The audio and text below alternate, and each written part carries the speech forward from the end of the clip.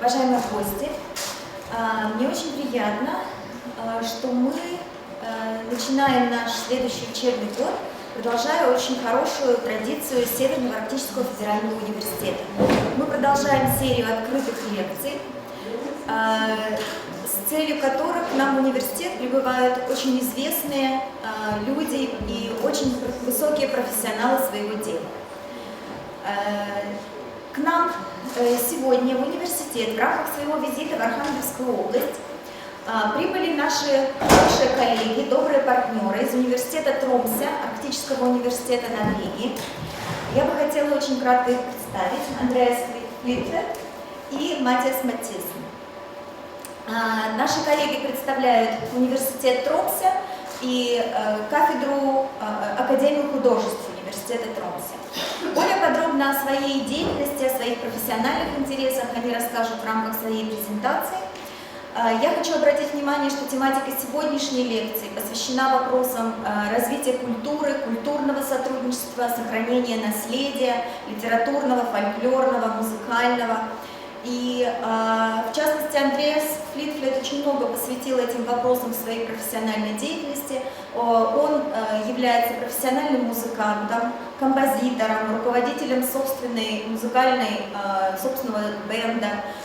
Ну и также на сегодняшний день это ученый, который занимается разработкой научных трудов и методических пособий по традиционной музыке. Our lecture will be in the English language. Yeah.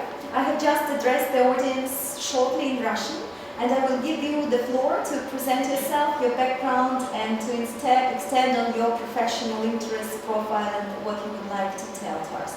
We are very sorry that there are not so many guests today, since this is mid of January and the examination period is going on here, according to our academic schedule. But still, those are the ones who are most interested in what you are going to tell us, and we are looking forward to your lecture. Please welcome.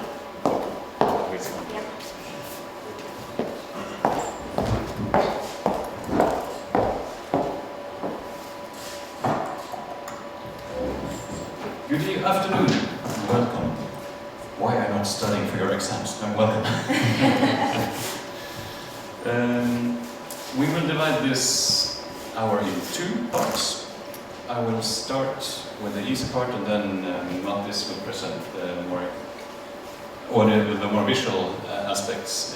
He's the cinematographer and director, and he's accompanying me here in order to document a part of a project that I'm doing in Arkhangelsk. I am teaching most of my time in University in Tromsø at the Music Conservatory. My educational background is from Boston, where I did a bachelor and master's, and then after starting on a doctorate in musical arts, I got tired and went to the Arctic. So I worked many years as a regional musician in Hammerfest, in Finnmark, Oblast. So I've been lucky to be here for sometimes before too. This is my fourth time in Arkhangelsk, and every visit is enjoyable. What I would like to talk a little bit about is a project that I am doing as a part of a research quota in my work at the university, and that is working with traditional musics from the Arctic Barents region.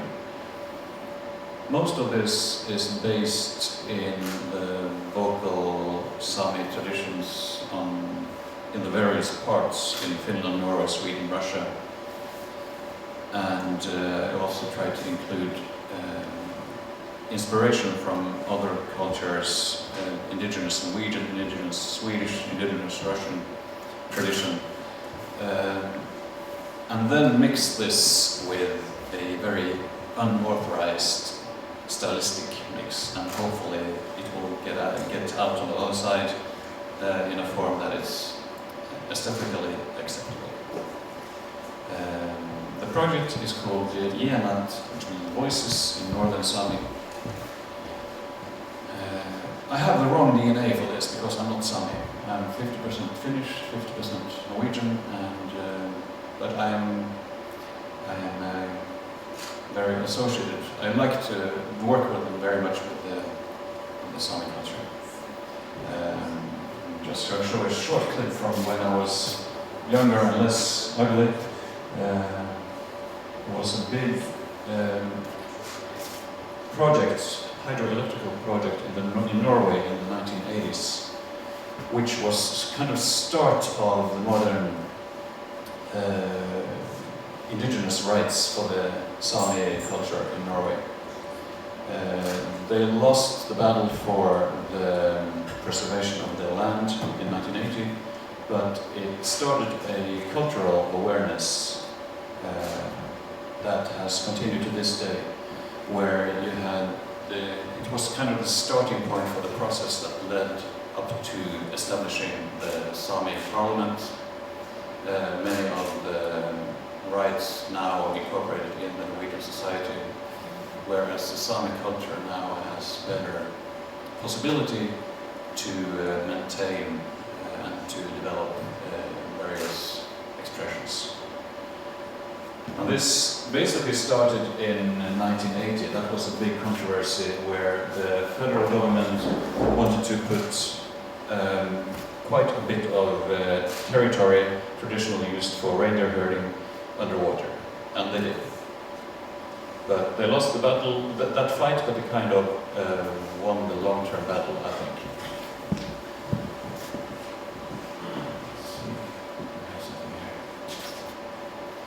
This is a documentary from the 1980s. We had a tent camp in 35 degrees below zero in January in Norway.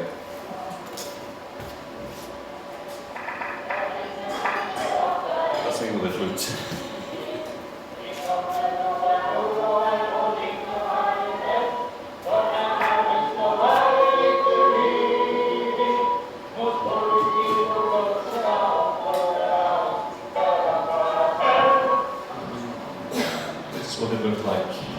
Close to where Mattias is raised and born. So it's a familiar territory for most Arctic inhabitants. And it ended with the police arriving in the hundreds and removing every demonstrator. Big chains, heavy chains linked to each other, and were sitting like 30 persons in telts. But I don't know if the store, if you know the store, what it's called, a field and house on the corner. It has some very heavy cutting equipment. Well, the Norwegian police had that equipment too. So we were well removed. But after that, it founded the basis for awareness in Sami culture, and that has made possible the type of projects that I'm working on now. What I try to do is basically to have two-pronged approach. One is to record and capture acoustic performances in what you call audiophile fashion. That means that you don't manipulate anything. The goal is for the listener to be listening to exactly the same impression that existed in the place, in the moment where the music or the vocal was performed. To make everything between, if this is a Sami performer in Tromsø, and not this is in listening to the recording in Arkhangelsk, the goal is to cancel everything from here, the desk out. So the goal is to enable the listener to feel that he and she is where the performance took place. So we don't do any manipulation of sound. No bass, no treble, no nothing. And in order to facilitate the presence, the feeling of being there, everything is recorded through surround sound. That is, we have 5 microphones in a circle, at least. And for a listener with a surround audio system, it will feel like the listener is in the middle. Traditional ways of recording this is mostly if you have an orchestra here, and then you have the microphones here. So when you listen to it, you will have the orchestra in front of you. We're hacking that, so we're placing the orchestra in a circle around the listener. And that gives a very strong feeling of presence, and the intention is to convey a feeling of being there in the moment. So on one hand, this is very non-technological, but it is conveyed in a very high-techish fashion.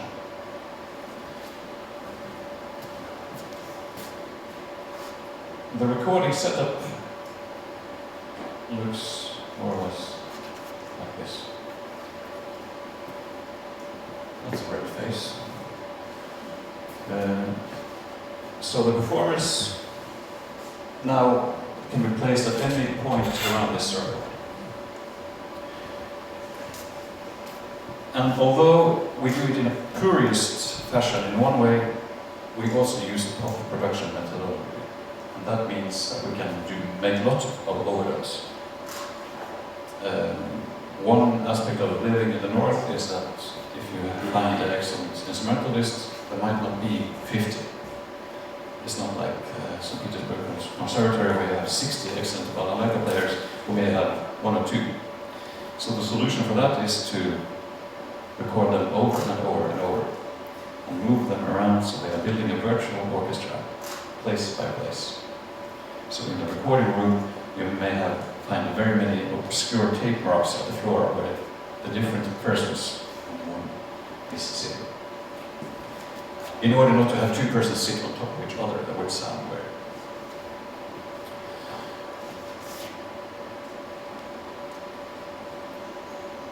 This is then distributed, this is our second disc, in what is probably the last physical format.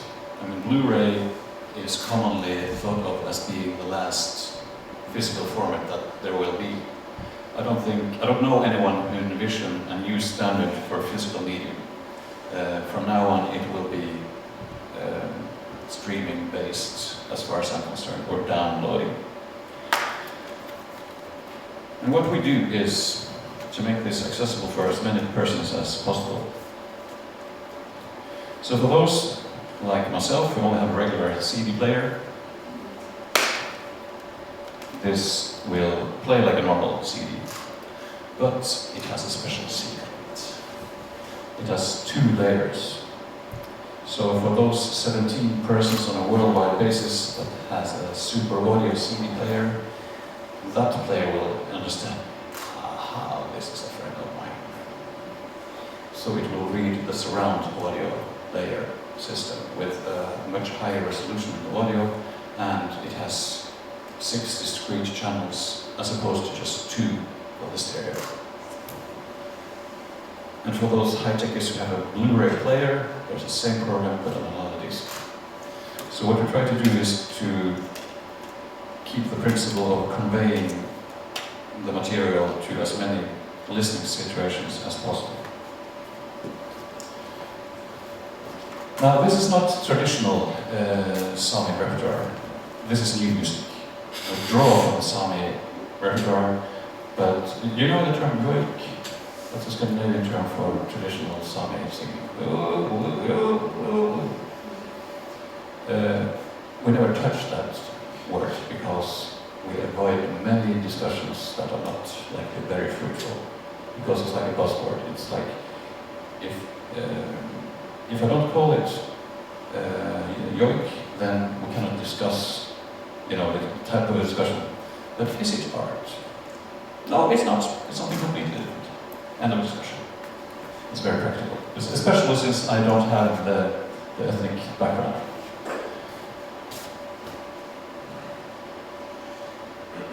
Let's listen to what something like this can sound like.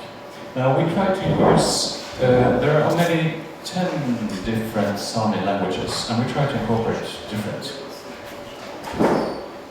languages. Here is an example of Kildi Sami, which is based in the Kola Peninsula.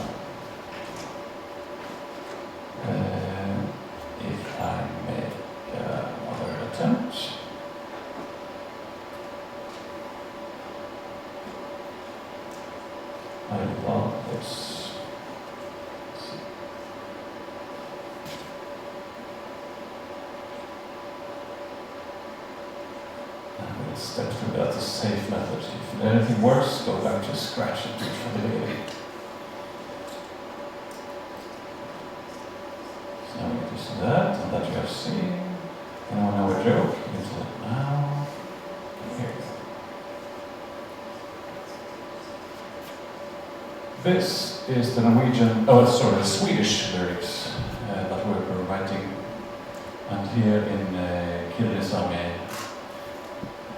and basically the vocalist had to learn to speak Killisami, as many of the Killisami people themselves must do.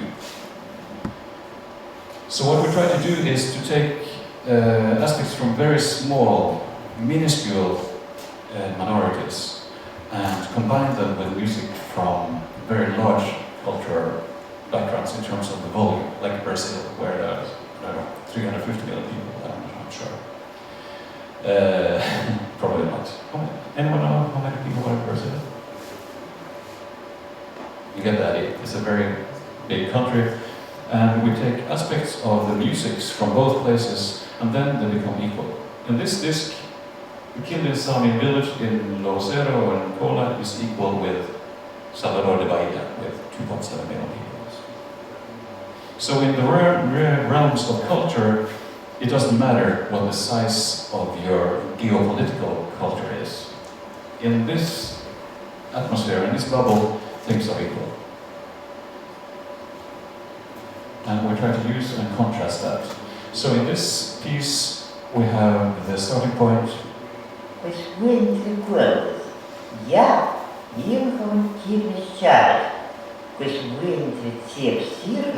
Nuenele pustai tau, vărs uciecșman mierpin, ulau de sarcas, cert письмur văstă. Motiș ucil coat nazonele, vată, gusah maiemne, netșe elamon, foctu ping, iticri, sisi. And I like the sound of that. To me, it's a very beautiful sound. So that can be combined with the culture of Salvador. This is from the Carnival of Salvador in 2003, where you have roughly 8,000 people rehearsing every music video choreography there is. So you have 2.7 million people in the city, of them 2 million are in the streets, basically. It's something completely different from the Rio de Janeiro Carnival, which is much more famous, but when many people leave the city because they don't stand the crowds, well, here everybody goes to the crowd. So combining this music with the Killisami language from the Kola Peninsula was the objective for that track. Let's listen to fragments of just clips.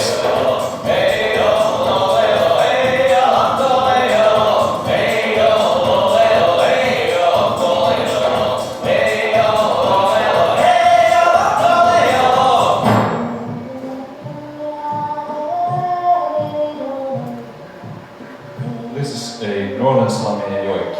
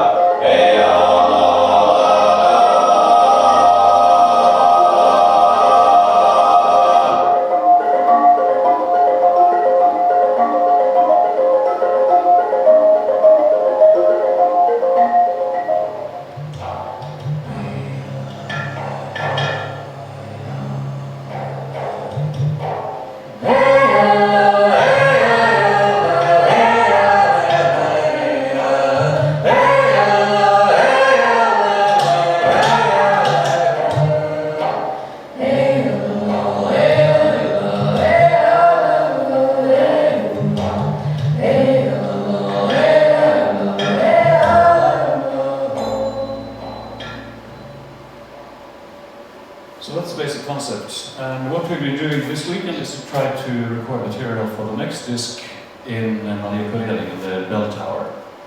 So we were there in the nice summer morning yesterday, outside for 6 hours and trying to record material there. So that is what brought us here this weekend, and the ability and the possibility to present this for you. So thank you very much for your attention.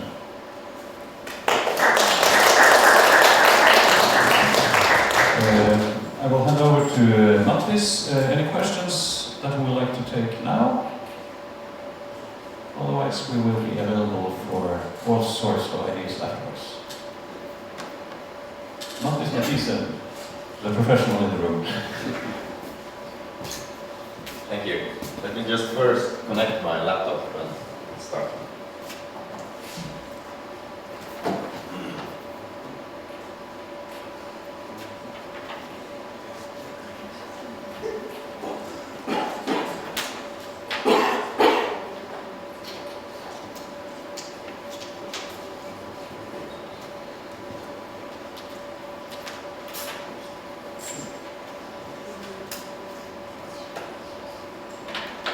This is probably the nicest room I've been talking in.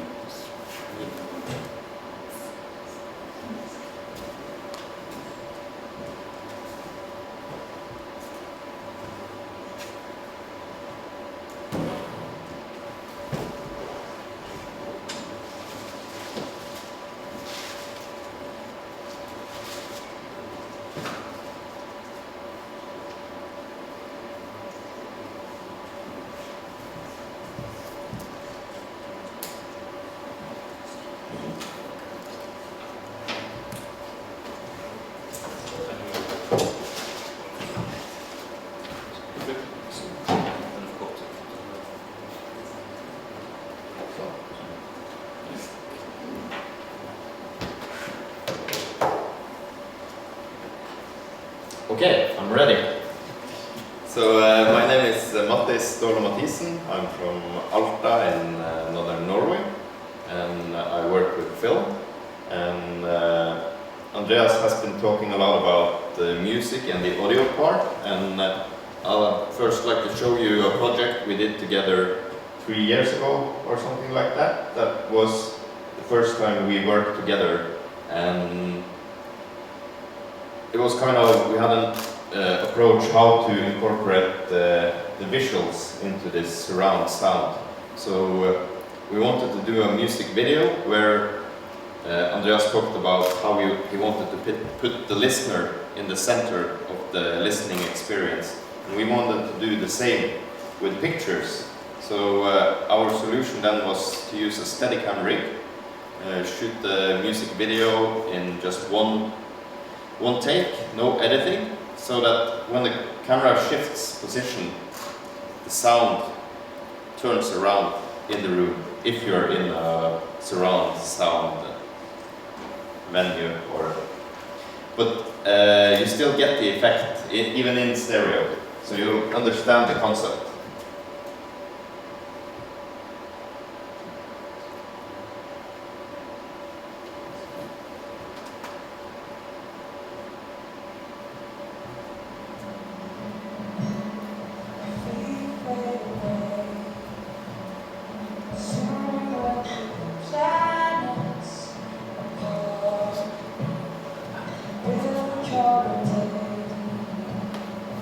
You are not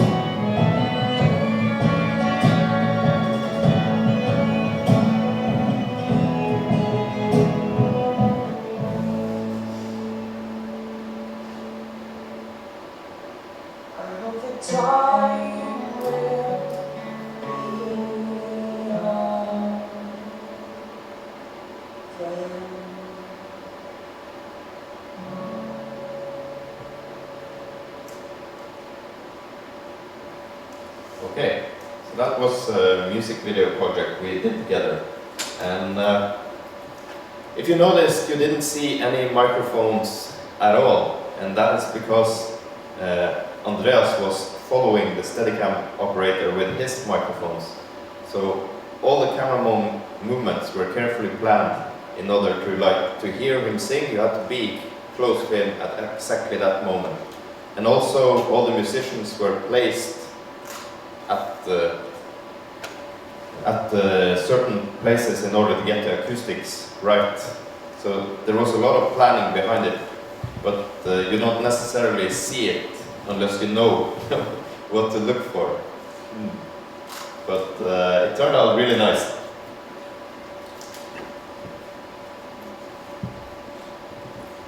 Rain Film is my film production company. I started it together with 3 others in January 2010, so it's been 5 years.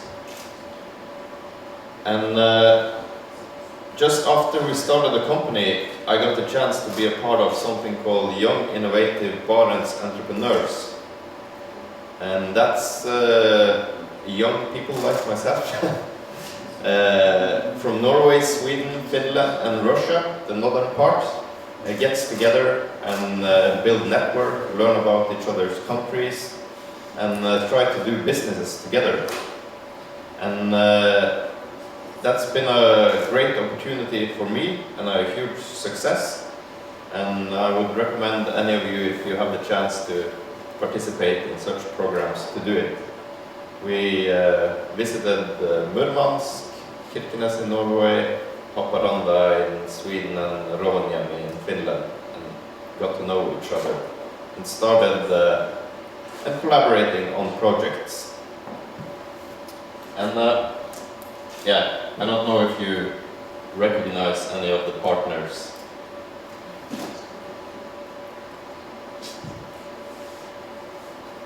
Here's a small introduction to what Young Innovative. In the future, we'd like to have our own business where we can sell seafood to all parts of the world. My goal is to create my own business, to create a business that can also create an impact in the world. I want to produce solutions to help people all around the world.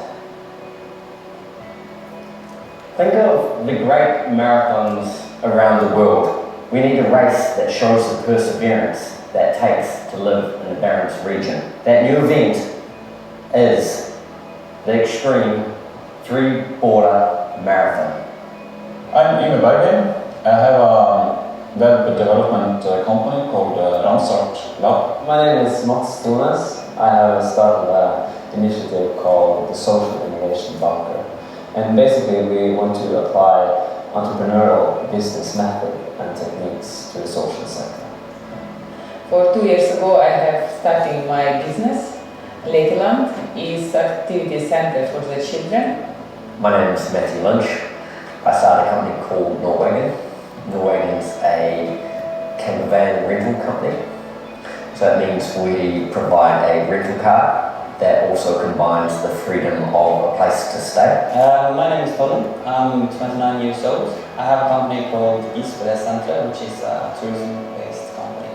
We are going to offer accommodation, high-end accommodation, dining, conference facilities, and nature-based activities and experiences. My name is Erik Wolfas. I study industrial engineering. I love entrepreneurship, and I want to make a difference in the world. Together with some other students, we have co-founded an organization called Effective Altruism.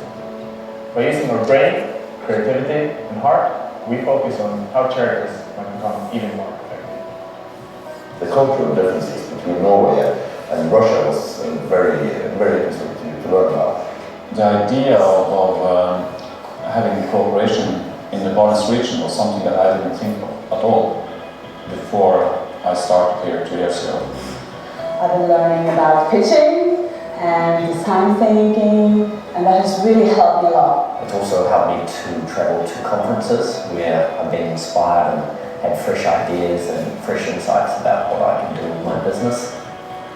What I really have gained from this is actually the mentoring program that followed with the young innovative entrepreneurs. During this project, I learned from others. Basically, I heard about their stories, what they've done right and wrong, and I tried to gain some experience from that. And for me, the most important thing was to build network. So this film was shot on a small island outside of Tromsø, so it was just the Norwegian participants here, so there's many more, and I was there as a filmmaker, but as you saw, there are plenty of other backgrounds, so people meet like engineers and tourism businesses, and you try to work together.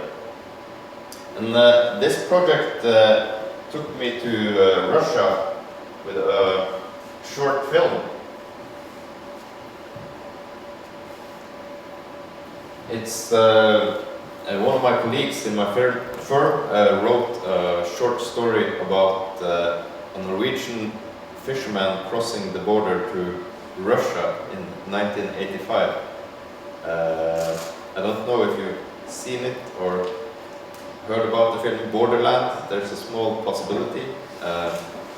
It was screened here in April, and we've been last year we did a tour. I don't know if you can see any of the cities. Yeah, some of them. And this film happened because of the Young Innovative Barents Entrepreneur Program. So after the program, we got the chance to go to Murmansk and meet with actors and costume makers and find props and So it was, we couldn't have done this film without the young, innovative Barents entrepreneurs' support. So it was a real project across the borders.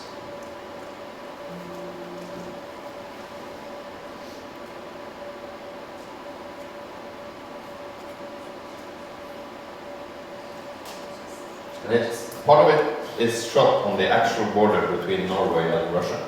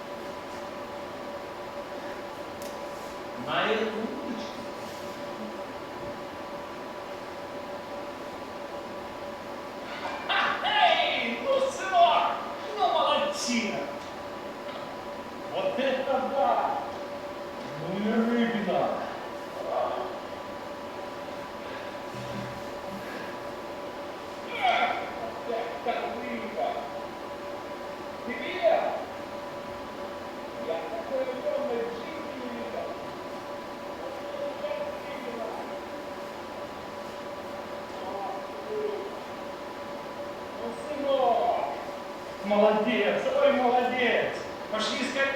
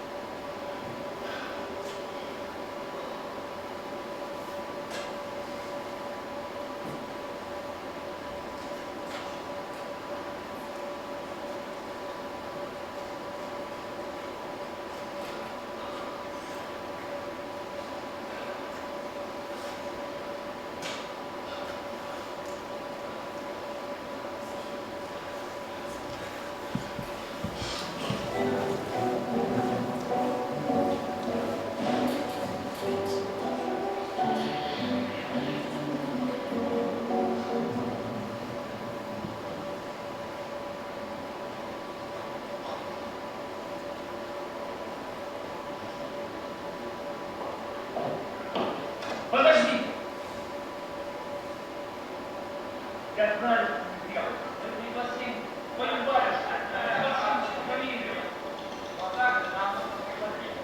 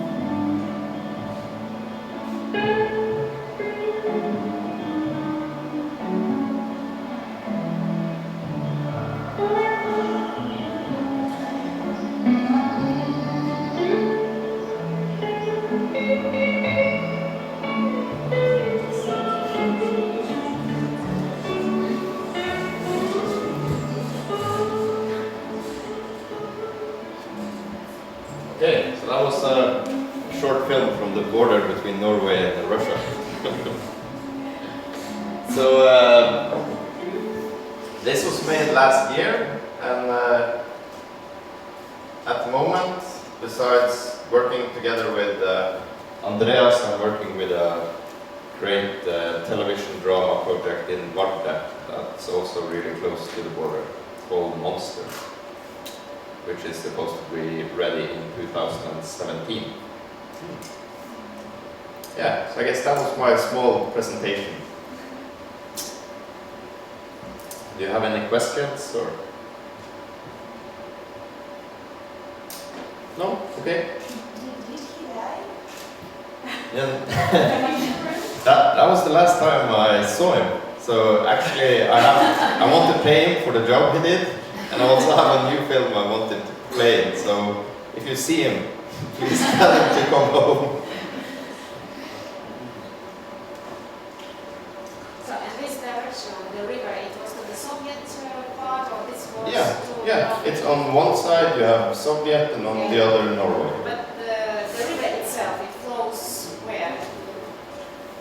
It goes into Russia, I think. It comes from, I guess, from the up the Nickel. Yeah. It goes down to the Grense Jakobsdal and down to Finland, actually. We have to ask him. Yeah, this we have to check. But it's in the Pechega region. It flows and it divides, and the border is not in the middle of the river. It's on the deepest point, so it shifts. So you never know exactly which side you're on. Yeah. And you're recording sound with a 5.1 system, right? Yeah. But do many people actually have 5.1 surround systems in Norway? Not most of the people, but quite a few. And me and Andreas, we built, for the music video, we built in Alta a snow cinema, where we built loudspeakers into the wall to give the listener a really special experience. And it had the cinema had no roof, so all you saw was the stars. And the music video played for 24 hours a day, again and again and again. So somebody saw it when they were going to work, others when they were coming home from a party, or yeah. Plus, we made the video, or at least it was shown in film festivals, and most theaters have surround. Yeah. So that was the premiere was in Tromsø, right? Yeah, in Tromsø. And what is the plot of this new movie, Monster? What is it about? Will be about? That's a detective story. So it's 7 one-hour episodes for television.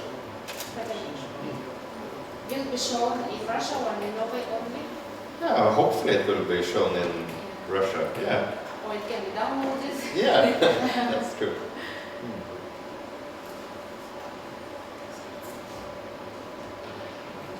Yeah.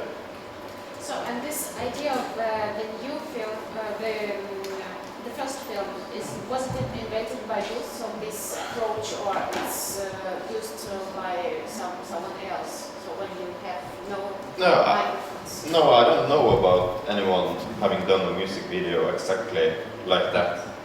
And yeah, so that was when the idea of filming it in one take developed, then it was natural to contact Andreas so that we could work together and kind of find a new approach to the music video. And we actually have some new ideas about how we can do even cooler stuff than that. Yeah. It's really impressive. Thank you. At least it's very honest. Yeah. There's nothing added, there's nothing taken away. And this guy had calculated when the sunrise was. So he gathered like 12 people from all over the country. Okay, Monday at 04:33 we will need to be on chorus 3 of the song, one take. Because at 2 hours after the shoot ended, the people were on airplanes to different places. So we had one chance. The there was only one chance to do it right, so there was a lot of pre-production. So far as I know, there was like no artificial post-production or anything like. Yeah, so they were carefully placed exactly at the spots they were on to get the sound just right. The sound is exactly right, apart from one part after we go to the violins, when I stumble in the music stand. Yes. So you can hear it You can because hear- I was you can hear a little behind this microphone. Sorry. Yeah, but that's all a part of the art in doing it that way.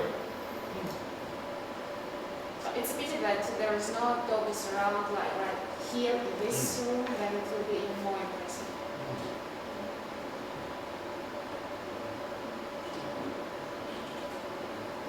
Maybe that can be arranged one day. Okay. Thank you. Thank you very much. We would like to thank you very much for your presentation. It was very interesting and informative. So here are some small presents Thank you. for us to remember our Thank you. university. Thank you very much.